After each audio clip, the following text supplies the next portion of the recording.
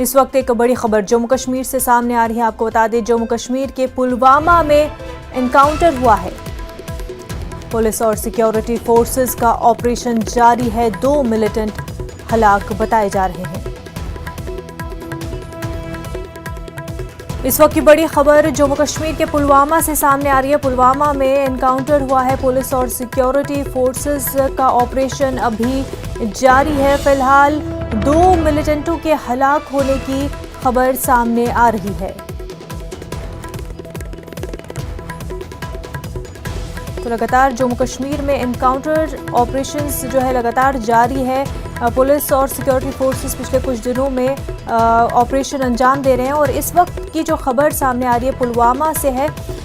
पुलवामा क्योंकि काफ़ी हसास इलाका भी माना जाता है, आए दिन वहाँ पर एनकाउंटर भी देखने को मिलते हैं। ऐसे में इस वक्त की बड़ी खबर भी पुलवामा से आ रही है। पुलवामा में एनकाउंटर जारी है। पुलिस और सिक्योरिटी फोर्स का ऑपरेशन जारी है। 2 मिलिटेंटों के हलाक होने की खबर सामने आ रही है। मैं तो लोगड़ा का सरपंच हूँ। आज सुबह ही मुझे फ़ोन आया कि ऐसे ऐसे कोई कार्टन लगा हुआ है। मैं उसी वक्त अपने गांव के सभी आगे पीछे फ़ोन किया, कोई ऐसी कोई बात है तो मुझे बता दो।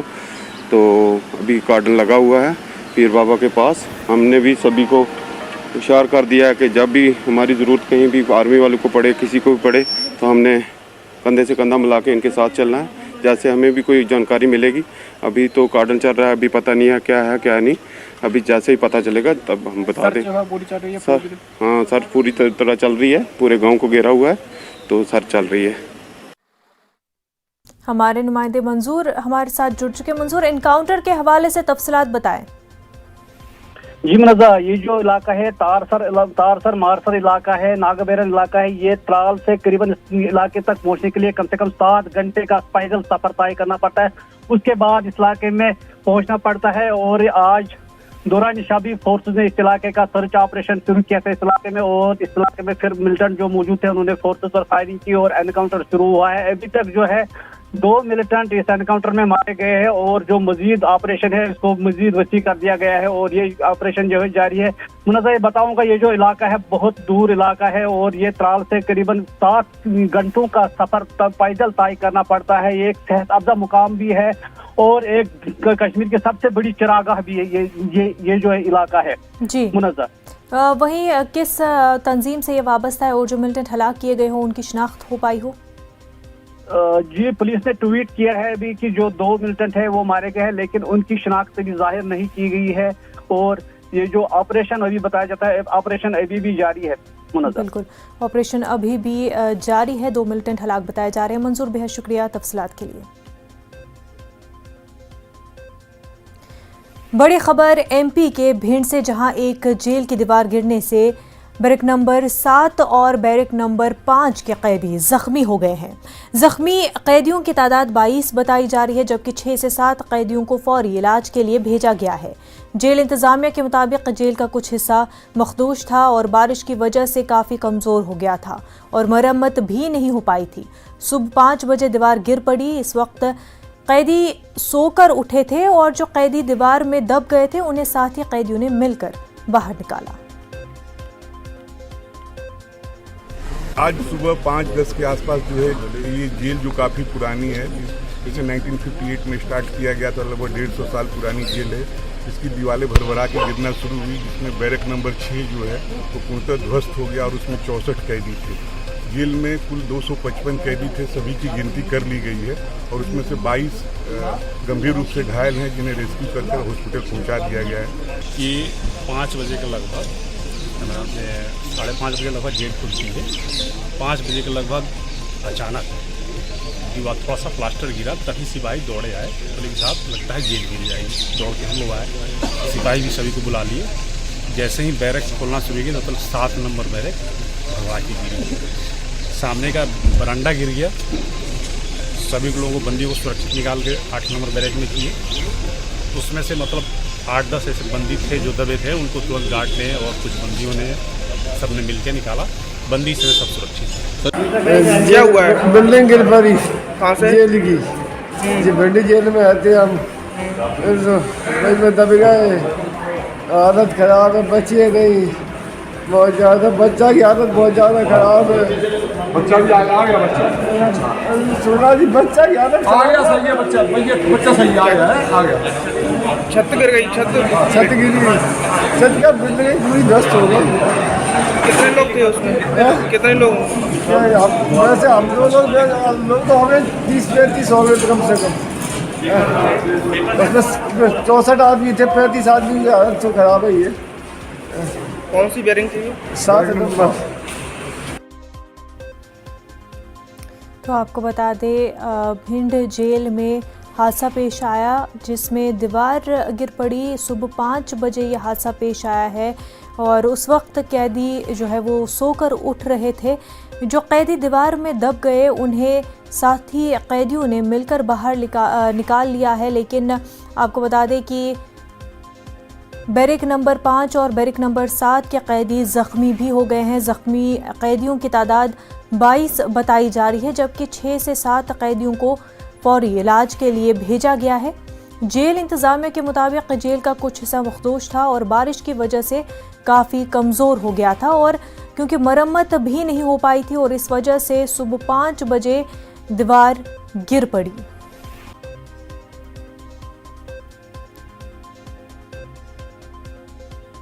दीवार गिर जाने से 22 कैदी ज़ख्मी हो गए हैं। सुबह 5 बजे ये पूरा हादसा पेश आया है, जहां पर भिंड जेल में जो है बैरक नंबर 7, 5 और 3 जहां पर दीवार गिर गई और जो कैदी सुबह 5 बजे वो सोकर ही उठ रहे थे कि दीवार उन पर गिर पड़ी और उसमें दब गए। जो कैदी दब गए थे उनको साथी कैदियों ने बाहर भी निकाला, लेकिन कई कैदी ज़ख्मी हो गए जिनको अस्पताल मुंतकिल भी किया गया इलाज के लिए।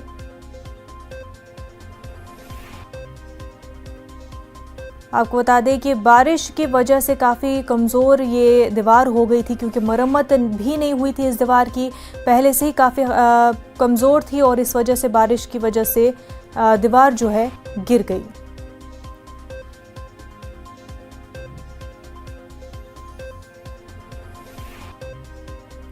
आगे बढ़ते हैं। हिंदुस्तान और चीन के मिलिट्री कमांडर्स के बीच 12वीं दौर की आज अहम मीटिंग होगी। मीटिंग के दौरान दोनों ममालिक के अफवाज कमांडर्स अगले दौर की सरहदी तनाज़े के हल और बॉर्डर पर अमन की बरकरारी पर बातचीत करेंगे। ये मीटिंग LAC पर चीन की तरफ मोल्डो गोरसन में होगी।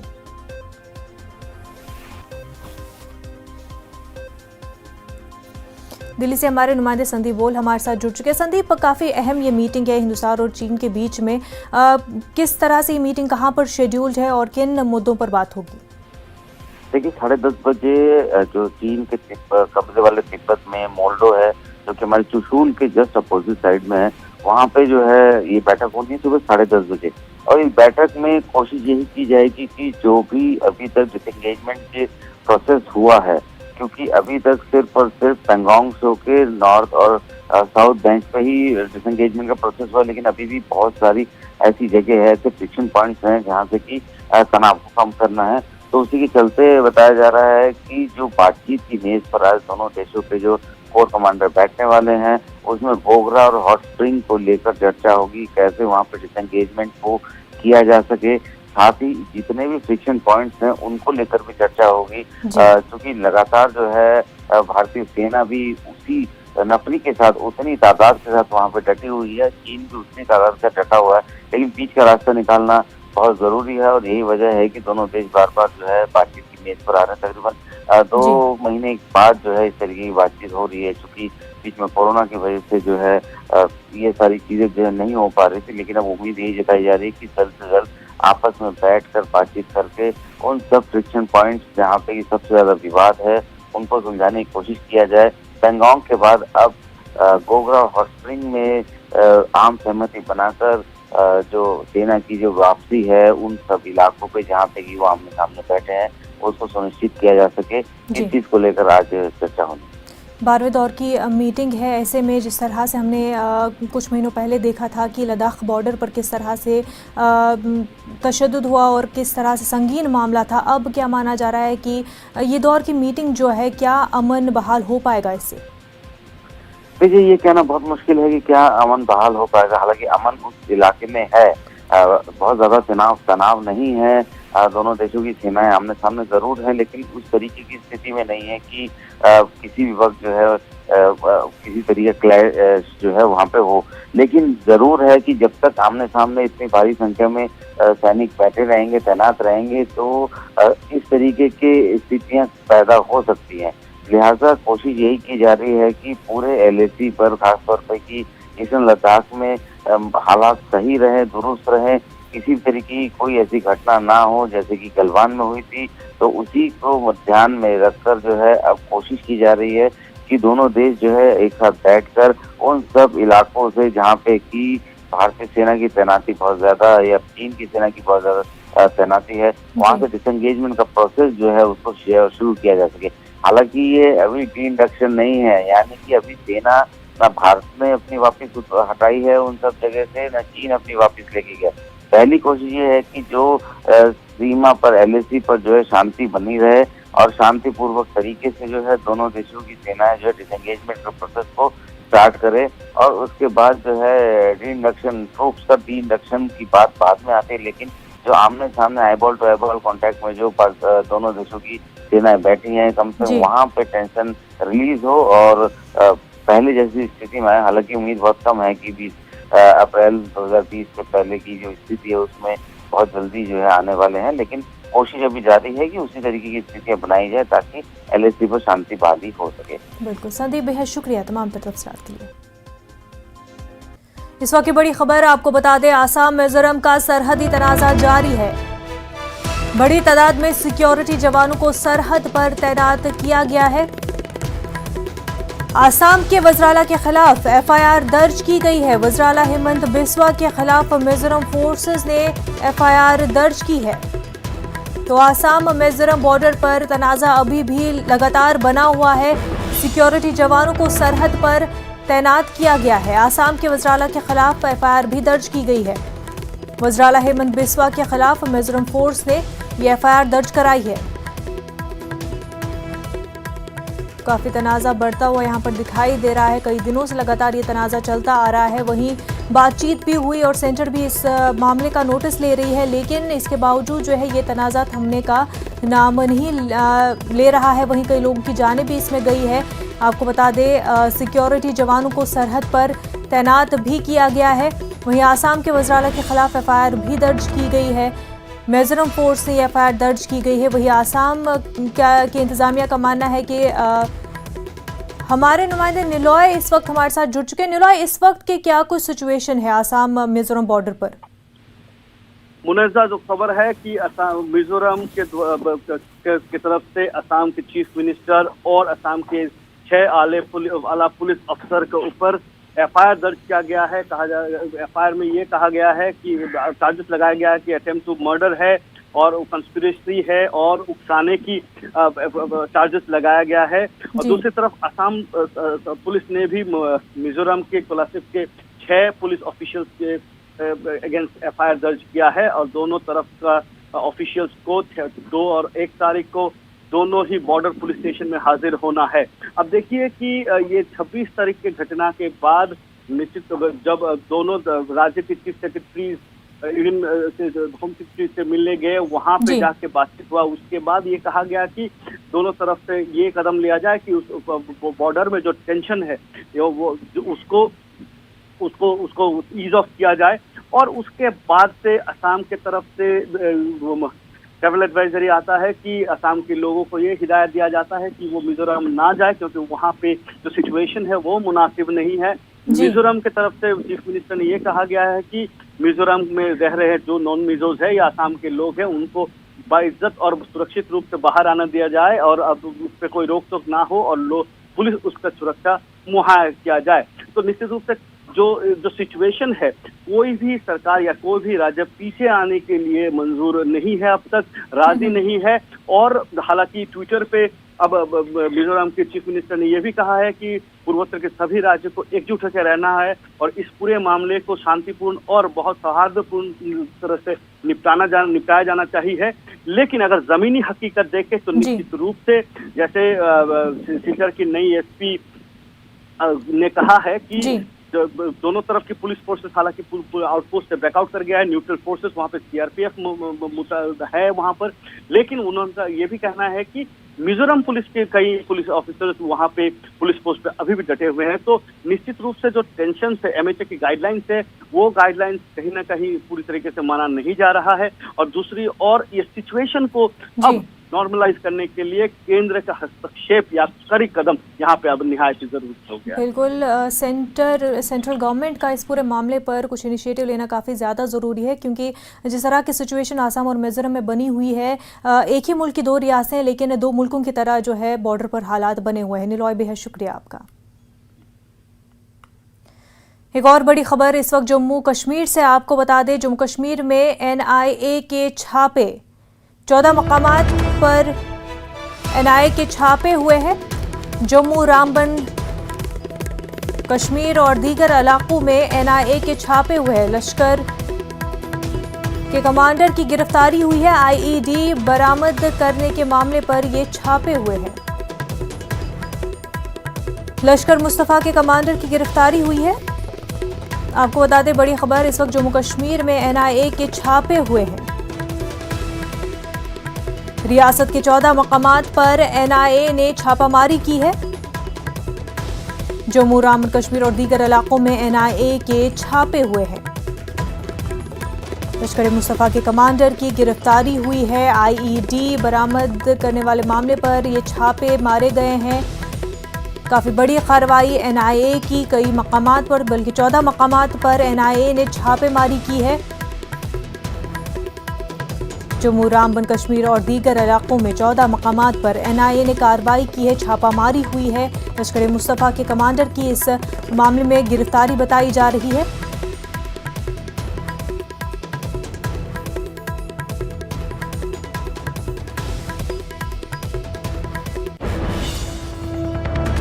आगे बढ़ते हैं। मध्य प्रदेश महकमे आला तालीम ने कॉलेजों में तलबा के दाखिले को लेकर बड़ा फैसला किया है।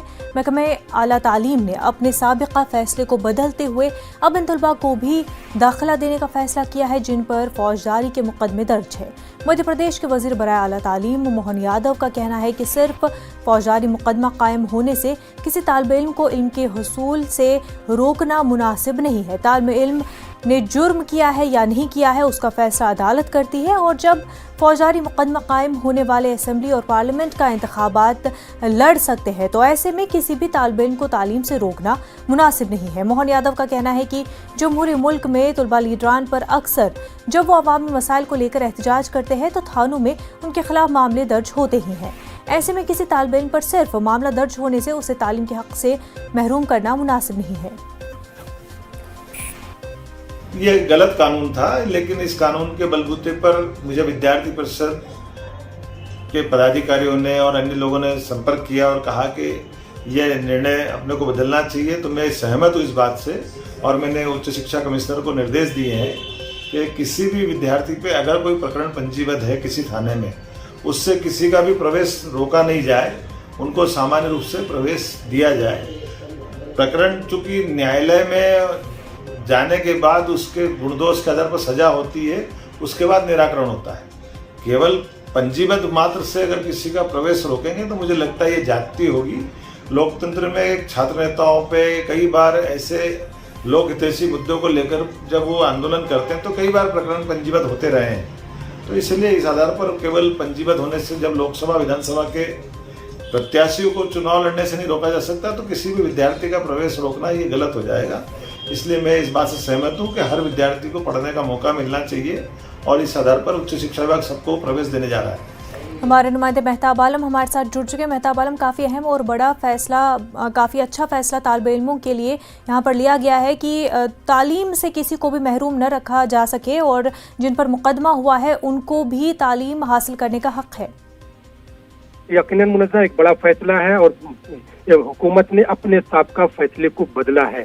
पहले अगर किसी बच्चे पर कोई जो है फौजदारी मुकदमा दर्ज हो जाता था तो उसको दाखिला नहीं दिया जाता था, लेकिन उस फैसले पर रिव्यू करते हुए महकमा आला तालीम ने जो है कमिश्नर को एक काम जारी किया कि साबिक़ा फैसले को बदलकर सभी तलबा को यकसा तौर पर तालीम को हासिल करने का हक दिया जाए। और उन्होंने जवाब पेश किया कि जब मुकदमा दर्ज होने पर जो है लोग पार्लियामेंट और असेंबली के इलेक्शन लड़ सकते हैं और वहां पर नहीं रोका जा सकता, तो किसी बच्चे को तालीम के हक से कैसे महरूम किया जा सकता है। और अगर किसी बच्चे पर कोई मामला दर्ज है और अदालत में उस पर जो है फैसला होता है, उस पर जुर्म साबित हो जाता है, तब उसके एडमिशन को कैंसिल करने की बात होती है। लेकिन सिर्फ मामला दर्ज होने से किसी को तालीम के हक से महरूम किया जाए, ये मुनासिब नहीं है। एक बड़ा फैसला है, तलबा ने इसका खैर मकदम किया है। बिल्कुल। और हालांकि केस जिस भी तरह से आगे उनके बढ़ेंगे जिन पर मुकदमा दर्ज है, लेकिन किस तरह से आगे उनकी तालीम जो है आसान हो पाएगी, क्या उस पर कुछ इक़दाम किए जाएंगे? देखिए, जब अभी तक तो तलबा को दाखिला ही नहीं दिया जाता था, क्योंकि उनसे जब सर्टिफिकेट जो है एफिडेविट मांगा जाता था तो वो अपना एफिडेविट में बताते थे कि पर मुकदमा दर्ज है, तो उनकी नहीं दिया जाता था। अब तलबा पर ये आसानी होगी कि अगर उन पर कोई मामला दर्ज है, मुकदमा चल भी रहा है, तो वो एफिडेविट के साथ अपना दाखिला ले सकेंगे। अगर उन पर किसी तरह का मामला जो साबित होता है, अदालत उसमें उनके सजा सुनाई जाती है, तब उनका एडमिशन जो है, उनका दाखिला जो है कैंसिल किया जाएगा। लेकिन अभी हुकूमत का कहना है कि सिर्फ मामला दर्ज होने से किसी तालिब इल्म को तालीम के हक से महरूम नहीं किया जाएगा, सबको एक तौर पर तालीम हासिल करने का हक है। और फिर जमहूरी मुल्क में तलबा यूनियन होती है, स्टूडेंट्स यूनियन में होती है, और बहुत बार ऐसा होता है कि जिस पार्टी से उनका ताल्लुक होता है उसके हक में अगर अवामी मसाइल को लेकर वो एहतजाज करते हैं, तो वहाँ पर उनके खिलाफ जो है मामला पुलिस थानों में दर्ज कर लिया जाता है। और ऐसे में उन लोगों को, उन स्टूडेंट्स को तालीम से दूर रखना ये सही नहीं। मेहताब आलम, बेहद शुक्रिया आपका। आगे बढ़ते, धनबाद जिला सेशन कोर्ट के जज उत्तम आनंद की मौत मामले में एसएसपी ऑफिस में एसआईटी की मीटिंग हुई। दोनों मुलजिमीन लखन वर्मा और राहुल वर्मा को गिरफ्तार कर लिया गया है। दोनों को 5 दिनों के लिए रिमांड में दिया गया है। दोनों से तफ्तीश हो रही है। जज के मौत मामले में हाई कोर्ट और सुप्रीम कोर्ट ने नोटिस लिया है। पुलिस बारीकी से पूरे मामले की जांच कर रही है। वाज़ेह कि जज उत्तम आनंद को एक ऑटो से जानबूझकर टक्कर मारी गई थी और जज की वही मौत हो गई थी। उत्तम आनंद की मौत टेम्पो टक्कर से होने के बाद यह हादसा है या हत्या, इसको लेकर पुलिस की माथापच्ची चल रही है। सीसीटीवी फुटेज में जो चीज़ें सामने आई है उससे तो यही प्रतीत हो रहा है कि यह घटना जानबूझकर अंजाम दिया गया है। इसको लेकर हाई कोर्ट और सुप्रीम कोर्ट दोनों ही इस मामले को संज्ञान ली है और जिसके बाद से एसआईटी का गठन हुआ, जहां एडीजे संजय लाटकर के नेतृत्व में आईजी प्रिया दुबे, बोकारो डीआईजी मयूर पटेल और थाना एसपी संजीव कुमार के साथ एसआईटी टीम की बैठक हो रही है। यहाँ पर जो कोरोना वबा के दौरान बाहमी इमदाद और इंसार का जज्बा मुस्तहकम हुआ है। मुल्क इस वबा से मुत्तहिद होकर मुकाबला कर रहा है। टीकाकारी के ऐलान के बाद हम बेहतर ताउन करें जिससे हम कोरोना को मात देने की जानिब कदम बढ़ा सके। नेटवर्क 18 इस मुहिम में हर कदम पर आपके साथ रहेगा। जब तक सभी महफूज नहीं होते तब तक कोई भी महफूज नहीं होगा और इसी सोच की बुनियाद पर हमारी मुहिम संजीवनी का मकसद ये यकीनी बनाना है कि वैक्सीन पाना सभी हिंदुस्तानियों का हक है।